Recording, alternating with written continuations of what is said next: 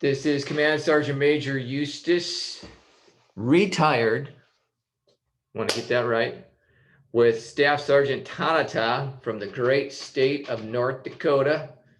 And you were the Chief 54 in FY 2021, still on the table. We're working at it. Awesome. So I like to start this out is give you an opportunity to just tell everybody a little bit about yourself, kind of your guard recruiting story. Yeah, so I actually came on ADOS as soon as I got back from my advanced training with my actual recruiter, who was a multiple time, Director 54 winner himself and expert 7 the past few years. So I got to get a lot of experience working under him as an ADOS for a few years, and then I went off into some sales experience for about 5 years, working in the car trade for quite a bit, and then finally they reached back out and were like, "Hey, you should." I was pursuing warrant officer from the maintenance side of things. So that's what I primarily came up in the military doing, and they said, "Hey, you're halfway as decent with people. Why don't you give recruiting a go?" So here I am in my 4th year of recruiting. Well, it is a great job. Something that's interesting that I like to talk to high producers from small states is really like the number that you were able to produce to be the Chiefs 54. So you had 18 enlistments last year. Correct. And so why don't you just kind of explain a little bit about your recruiting area when you were able to get 18 enlistments out of it? So we have like obviously our different markets. Well, we go to rural, and I'd consider myself an extreme rural AO. Even up to this year, I have less than 500 recruitable juniors and seniors in my AO. And if you don't know much about North Dakota, we have a lot of farmland, especially in my AO. I'm about pretty much mid North Dakota, right between Bismarck and Fargo. So a lot of farmland, almost a non-existent 12L market. So I have to live in my schools and live in my communities to to have that rapport. So during this pandemic, where access has been a little bit more limited, you're still able to produce. What do you attribute that to? A lot of social media. I don't let that consume my life, but I do a lot of social media recruiting, staying in touch with applicants and their families. Not just about the guard side. I mean, I genuinely care about how they're doing, mentally, or how they're doing within sports on that side of it. With my area being extremely rural, a lot of my schools have still allowed me to go in and do presentations or do virtual presentations. And then also this being my 4th year coming back, even last year, I had a pretty good framework within my schools where they knew who I was. So I wasn't just some fresh faced military guy trying to come in and talk to people. They, from all my little activities I've done throughout the years, I had a solid framework where I had that rapport already built. Good deal. Well, so your area is big and rural. So in developing your area, what is your approach to that? I imagine you got a lot of small towns. A lot of seat time. So I think I just picked up an extra town this year. So that bumps me up to eight schools. So that has about eight small towns around the area there. So just a lot of windshield time. My furthest school is about 3 hours round trip, and that doesn't include actual time with students or families or anything like that. So it's utilizing my time. Time management's huge. I mean, if I didn't have that, I would. I don't know what we would be talking. So you go out to one of these remote schools and you got to hit the community and the school and everything in one shot. All of your correct. So the big thing is like every day you got to be reassessing.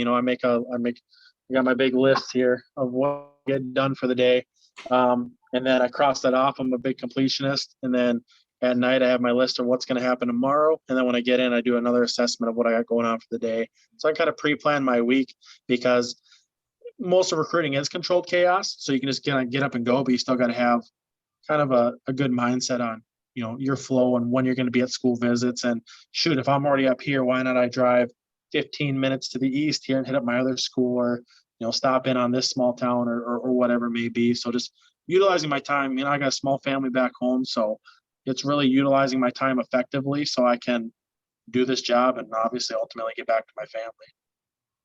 That's awesome. Well, what is really kind of interesting about that is I saw your list there, and it doesn't have to be something overwhelmingly complicated, No. but you definitely need to have a plan. And if you have a mindset that I'm going to get the lines through on these tasks, you'll get a lot, Mm. you'll get a lot more done. So I think that's good. So for you, what's your general prospecting plan on a daily and weekly basis?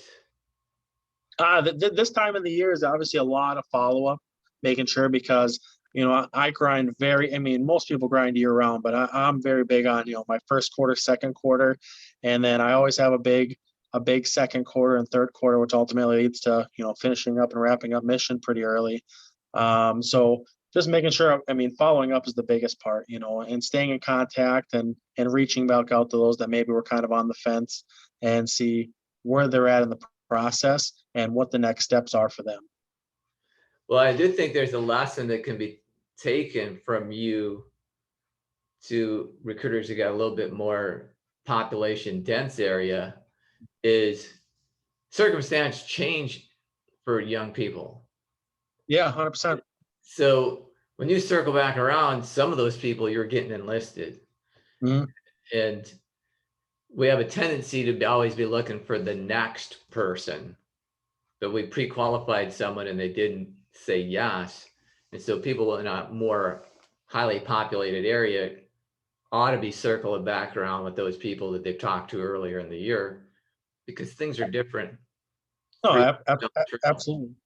I obviously I drained my funnel going for the big win last year. So obviously coming into the first quarter with a small looking funnel is very daunting. No recruiter wants to be looking at onesies and twosies in his funnel, by that matter. But because of my time and the effort that I do put in, my first 3 enlistments that kind of carried me through the first quarter were 100% referrals. And then my other enlistments that came after that, I have 2 enlistments that I started working with last year that just weren't ready or prepared. They had family stuff going on, or they just weren't there. And it's not burning those bridges. It's letting them know, like, this is ultimately their future, their decision. We're just here to foster that environment and get them to that next step. So I think having that mentality and knowing that you're not just there to push just for an accession helped out considerably. And I got two on the board this year just from letting them go through the process. Well, you've been at recruiting for like 4 years. When did you figure out I should have my foot on the gas and get this mission done early? They've always kind of said, so my problem is I just don't let up or stop, so that's always been one of my issues. I'm an all in kind of guy. And, you talk to some seasoned recruiters and they're about, doing a session or 2 a month and kind of getting on pace and finishing up fourth quarter and going with the flow. And I'm all about, I just want to be done, and how I get done is by finding, I'm at, my mission is 12 this year. I'm 1 away from that right now. And I've processed, so I'm at 11 of 18 that I've processed this year. So obviously the more you're processing and the more people you talk to, the more lucky you're going to get, so I just talk to as many people as I can and get in front of as many people as I can and make sure I'm fostering those relationships with those and the people that I've enlisted over the years and letting them know, like, I'm still that go-to guy. Well, that's kind of getting towards graduate level recruiting, that mindset, because you never know what's going to happen. No. And so having the mindset of getting done as early as possible, you're looking at being done in May. That's a big deal. If a lot of those recruiters that like to pace themselves could pick right now to be done this month or be done in September, Yeah. we know what they would pick. They'd pick this month. Yeah.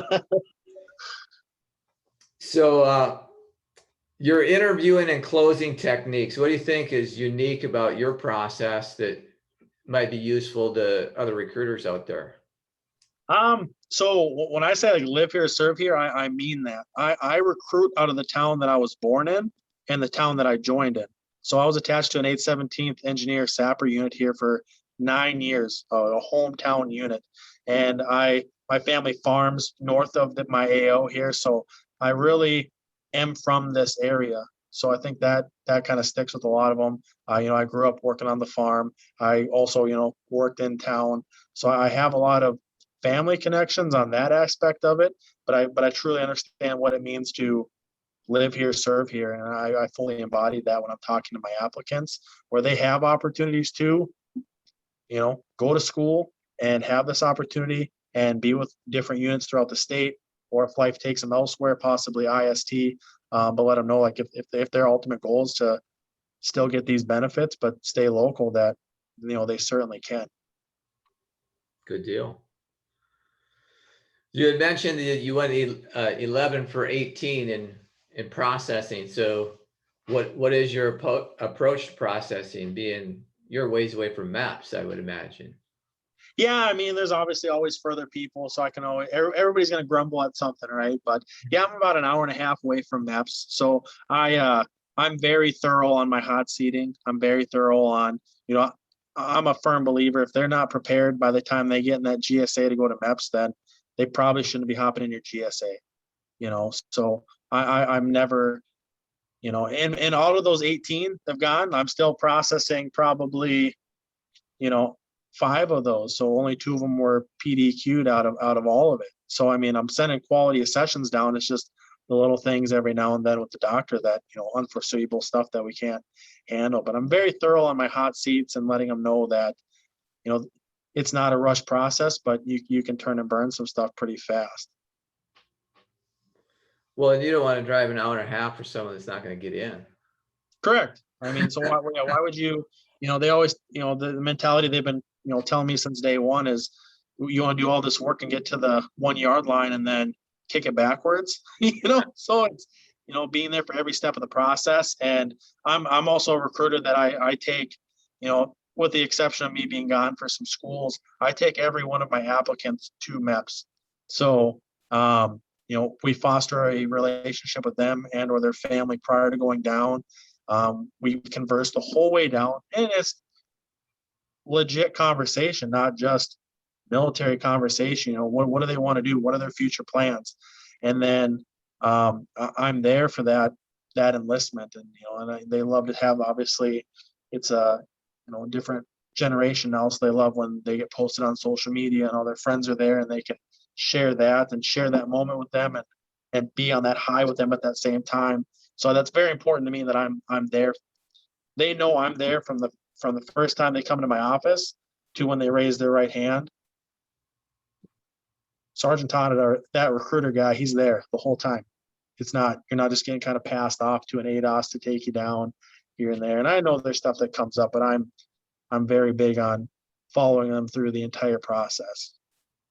Yeah, that's a really good point, because I think that is the most ridiculous thing to do, is to have someone else take your applicant to maps.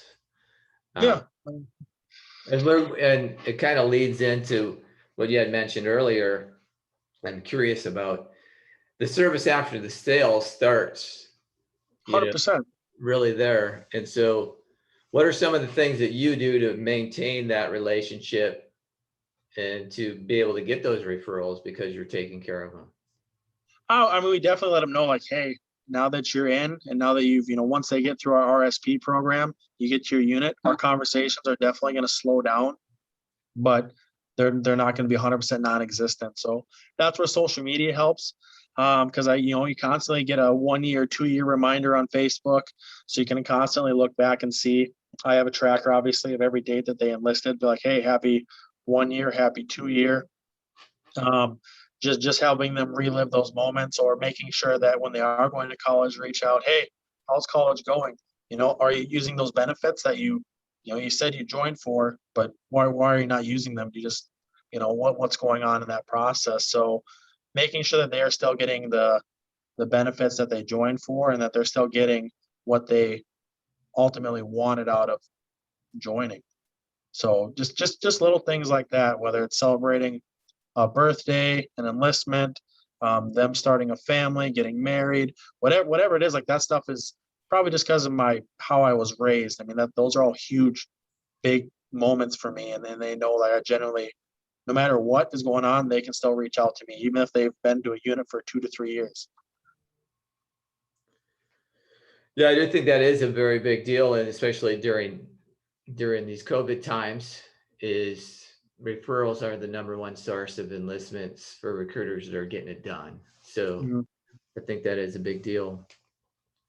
Yeah, So if you take care of soldiers, they're going to take care of you. I mean, if you just do, I mean, this year I've really transitioned into focusing on the basics. You can do all the events you want, pedal carts and laser tag and this and that, but at the end of the day, what is gonna get you a sessions? It's presentations, appointments, map. I mean, it's just gonna if you get solid at the basics, you can do those little extra things. But I mean, my first year, I was a yes man. And I think everybody's a yes man their very first year.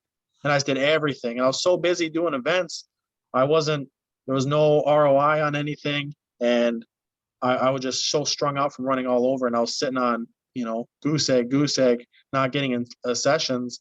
But, so I mean, it's just focusing on those basics is going to make you successful.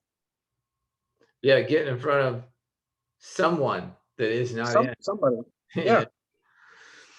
So you and I have communicated on Instagram. So I know you're on Instagram. So what are you doing on social media?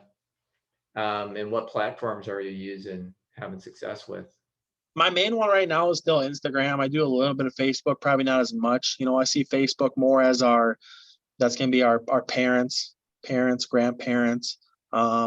So not so much on that, but Instagram's pretty big still right now with my soldiers. A lot of people sometimes have their own personal Instagrams, and then they have a work Instagram. And the guard is who I am, and I know how to tactfully utilize that. So I merge them together.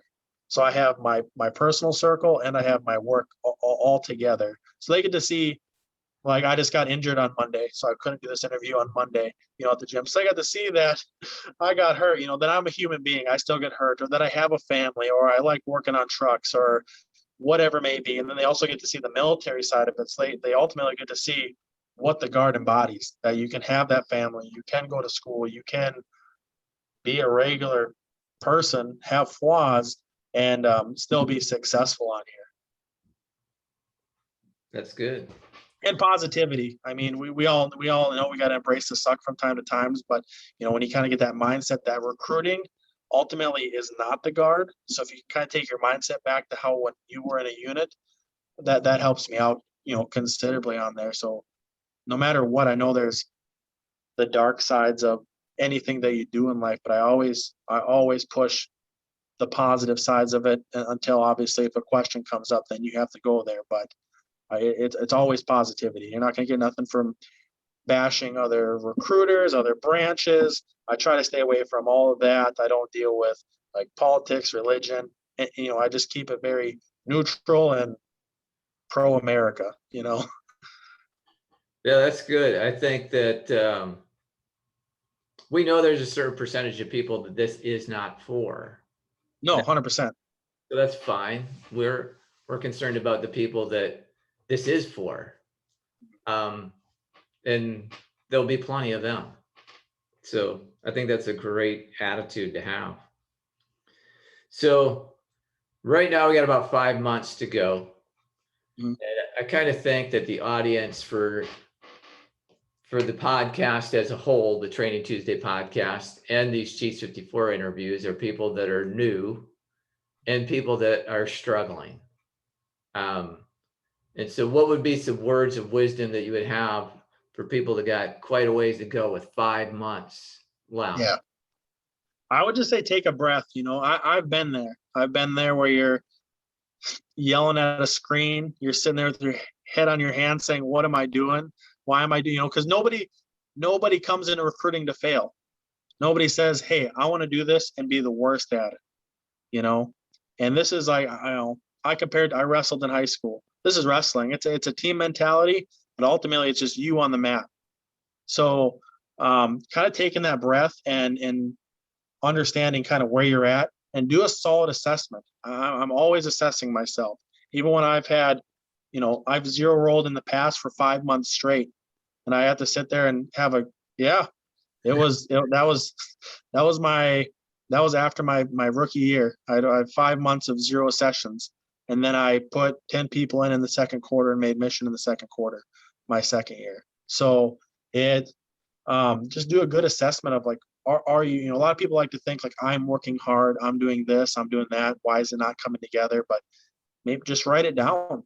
Maybe, maybe you're doing something, but just not, you can work from 8 till 10 every day, but that doesn't mean you're productive. So setting those little goals. Organization's huge. A lot of people I work with, they're just all over the place. They probably have 4 people that'll enlist in the next 2 weeks if they just take the time to sit and go make a list of what needs to happen to just finish this packet. Is it just getting a simple letter for them? Do you need a direct deposit form? Whatever it may be. It might be something simple, but they're so busy with, I got 20 packets, but I have zero sessions right now. Well, prioritize them and going through those, and a lot of it's a kind of a self-reflection, because I've been there multiple times and I've had multiple people talk me off a ledge just because I'm like, hey, I'm going to my schools, I'm making my phone calls, I feel like I'm doing everything right, and nothing is coming together, but then it's that 30-60-90 rule. So ultimately, that 30 days of grinding was miserable, but then slowly but surely I started getting accessions, I started getting those yeses, and I started the process started happen. So it's never going to be an instant success or an instant change. It's that 30-60-90, and as long as you're continuously doing those basics and going with the flow and making the biggest thing is organization and time management. And if you can manage yourself, I came from a sales background where I came in and I punched the clock every day. Most people do. Recruiting is not punch the clock. Recruiting is the minute you wake up, you're like, all right, now what? And then before you go home at night, did I do enough today for tomorrow? And that constantly eats. I'm already getting concerned for next FY, and I'm not even done with this FY. And maybe I'm just a little different, Well, there's a lot of stuff I'd like to highlight in what you said there. The first part, being honest with yourself. Like when we don't have enough enlistments as an individual recruiter, there's nobody else to turn to. It is our fault. We can't run from that fact. And so I like the idea that you mentioned about doing a self-assessment. And then the next thing you said is looking at what you got. And as an NCIC, you notice that a lot. So you roll into recruiter's office. So let's talk about these 5 people. 2 of them we can get in really quickly. Let's worry about those 2 and get some numbers on the board. So I think that is a really good thing to think about. And the organization, I think people get bogged down in a complicated organization system when our priority of work is really laid out for us. Do I have to enlist today? If I have someone that can enlist in the near term, that's my priority. I got to get them enlisted. And then the prospecting activities are always ongoing. Then you might be, like you mentioned, go a 30-day period of time where you've done a ton of work, ton of prospecting, and nothing's dropped just yet, but it's tried and true. The next phone call could be your next enlistment. It's always been true and always will be true. So some of this is like the final thing that I think is a big deal is just powering through what sucks. That is recruiting.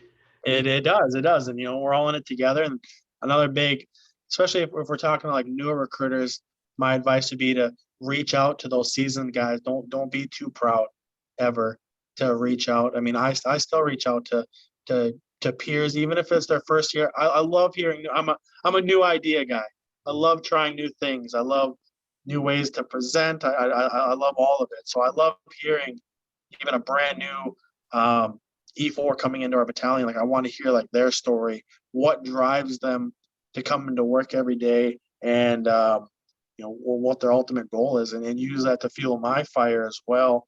And constantly be reaching out to those senior guys, those new guys, and ultimately at the end of the day, be yourself. My very first presentation was in my high school I graduated from, and it was absolutely miserable. I read verbatim off of a PowerPoint of somebody else's, and there were crickets at the very end. So I mean, you got to be yourself. You can try to take little tidbits here and there from an NCOIC or a team leader or whoever you have, but ultimately they're going to join because of our benefits and because of you and your story, not some made up thing that you're going after. So just be honest with yourself, who you are, what you've done in the military, and how it's benefited you and how it can benefit them. Awesome. Awesome. I like that way of thinking. And kind of the last question I like to ask is, it is a self-assessment of you, is like, what do you think your secret sauce is? Work ethic. I mean, I come to work. And if anybody knows me, I do enjoy I like my time. I like to have fun. And I like to play Xbox as much as everybody else. I like to be out with my family as well. But I want to grind now. I want to work now, so it's less later, because everybody knows when you're ahead, it's easier to stay ahead. Those phone calls are way easier to make. Those conversations you have with people they flow way better than when you are behind and under pressure. So some of my best recruiting obviously is right while I'm.